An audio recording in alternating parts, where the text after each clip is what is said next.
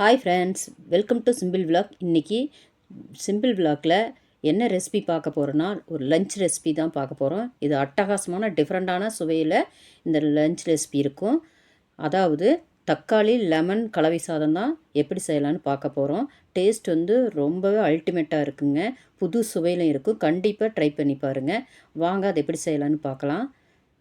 ஒரு கடாயில் வந்து 2 குழிக்கரண்டி அளவுக்கு கடலெண்ணெய் சேர்த்திட்டு கடுகு அரை டீஸ்பூன் சேர்த்திக்கலாம். உளுந்தம்பருப்பு 1 டேபிள் ஸ்பூன் அளவு சேர்த்திட்டு சீரகம் அரை டீஸ்பூன் சேர்த்திட்டு நல்லா பொரிஞ்சமிட்டி இதில் பொடிப்பொடியாக கட் பண்ண பெரிய வெங்காயம் 2 இதையும் சேர்த்திக்கலாம். இதோட சேர்த்திட்டு வரமிளகா 3 வரமிளகா எடுத்து அதை வந்து கட் பண்ணி இதில் சேர்த்திக்கலாம். உங்களுக்கு காரத்துக்கு தகுந்த மாதிரி எடுத்துக்கங்க. எந்த அளவுக்கு நீங்கள் சாதம் இதில் சேர்த்த போகிறீங்களோ அந்தளவுக்கு நீங்கள் வந்து காஞ்ச மிளகாய் வந்து இதில் சேர்த்திக்கிங்க. நல்லா சேர்த்திட்டு நல்லா வதக்கி விட்டுக்க வேணும். நல்லா பொன்னிறமாக இந்த மாதிரி நல்லா வதக்கிட்டு இப்போ இதோட 5 தக்காளி பொடி பொடியாக கட் பண்ணி வச்சுருக்கிறேன்.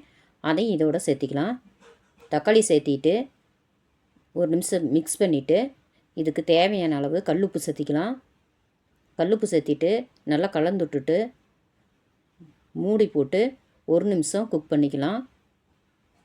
நல்லா 1 நிமிஷம் குக்காகி பாதி அளவுக்கு நல்லா வெந்துருச்சு. இப்போ வந்து இதில் அரை டீஸ்பூன் அளவுக்கு மஞ்சத்தூள் சேர்த்திட்டு ஒரு இனுக்கு கருவேப்பிலை சேர்த்திட்டு அடுப்பை லோ ஃப்ளேமில் வச்சுட்டு ஒரு மூடி போட்டு ஒரு 5 நிமிஷம் குக் பண்ணிக்கலாம்.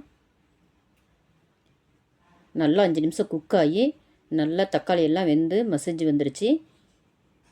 இந்த ஸ்டேஜில் வந்து லெமன் வந்து அரைப்பழம் வந்து எடுத்துருக்கிறேன். அதை வந்து இதில் புழிஞ்சு விட்டுக்கலாம். லெமனை தக்காளியில் கலந்து விட்டுட்டு 1 நிமிஷம் மட்டும் இதை குக் பண்ணி எடுத்துக்கலாம். இந்த தக்காளி லெமனெல்லாம் எந்தளவுக்கு நீங்கள் சாதம் எடுத்துருக்கீங்களோ அந்தளவுக்கு சேர்த்திக்குங்க. இப்போ 1 நிமிஷம் ஆகி நல்லா குக் ஆயிடுச்சு. இப்போ ஸ்டவ் ஆஃப் பண்ணிவிட்டு சாதத்தை போட்டு கிளறிக்கலாம். ஒரு 3 பேர் சாப்பிட்ற அளவுக்கு சாதம் வந்து இதில் நான் கலக்கிறேன்.